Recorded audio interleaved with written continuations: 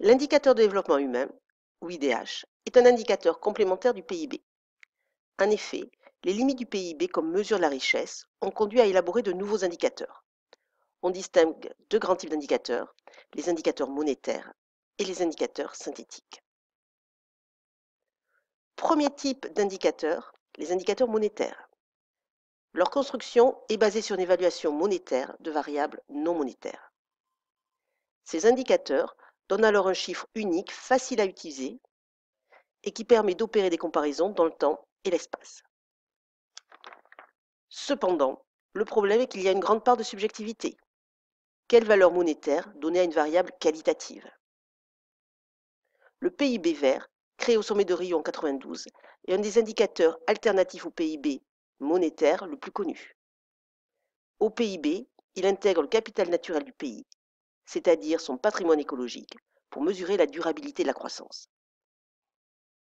Les indicateurs synthétiques sont basés sur une autre méthode de construction. Les variables sélectionnées sont notées de 0 à 1, puis on élabore une moyenne pondérée de ces différentes notes.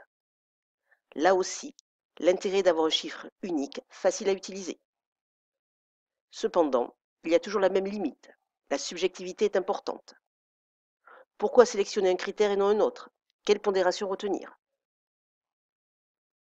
L'IDH est le plus utilisé des indicateurs synthétiques. L'IDH a été développé par CEN et est calculé par le Programme des Nations Unies pour le développement depuis 1990. Son objectif est de mesurer le niveau de développement d'un pays. En effet, croissance et développement sont deux notions différentes. La croissance est un phénomène économique, alors que le développement est d'ordre social et culturel. La croissance a donc une nature quantitative, alors que le développement est qualitatif.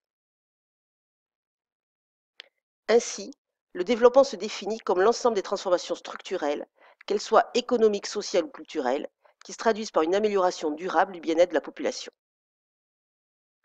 Hugon met alors en évidence trois caractéristiques du développement.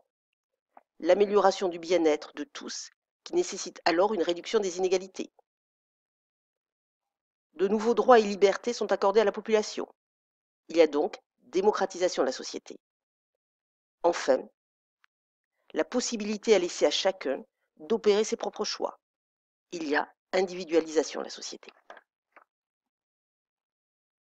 L'IDH prend alors en compte trois dimensions. La longévité, qui est la capacité de mener une vie longue et en bonne santé. Le niveau d'éducation, qui favorise la capacité d'acquisition des connaissances, de communication et de participation à la vie de la communauté.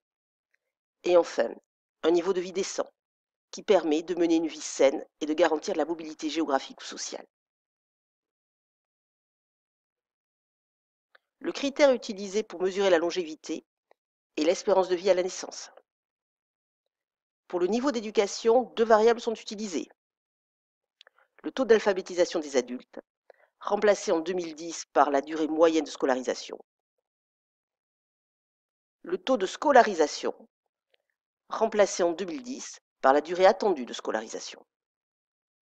Enfin, le niveau de vie décent n'est plus mesuré par le PIB par habitant PPA, mais par le revenu national brut réel par habitant en parité de pouvoir d'achat. Les trois critères ont un poids équivalent dans le calcul de la moyenne, pour bien mettre en évidence que les trois dimensions ont la même importance. L'IDH n'a pas d'unité et est compris entre 0 et 1. Plus l'IDH d'un pays est proche de 0, plus le niveau de développement de ce pays est faible. En revanche, plus il se rapproche de 1, plus le niveau de développement est élevé. Ce qui compte dans l'IDH, ce n'est pas le nombre et le niveau absolu, mais la place du pays par rapport aux autres dans le classement de l'IDH.